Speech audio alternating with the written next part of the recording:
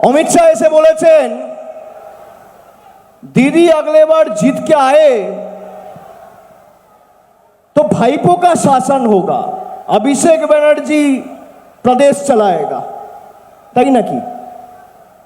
আমি জানি না অমিত বাবু, সম্মানীয় স্বরাষ্ট্রমন্ত্রী, আপনি বাংলার রাজনীতি কতটা ফলো করেন, কতটুকু নজর রাখেন।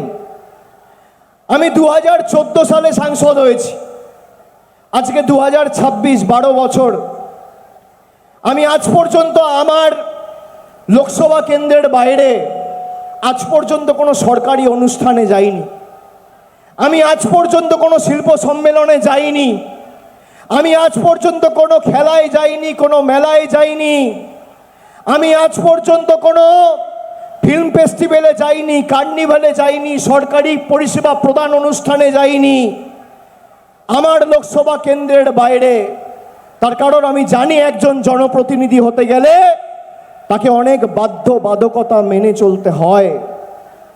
আমি একবার নয়, দুবার নয়, তিনবার নয় মানুষের সামনে অগ্নি পরীক্ষা দিয়ে একবার ৭১,০০০, একবার ৩,২২,০০০ আর একবার ৭,১১,০০০ ভোটে জিতেছি।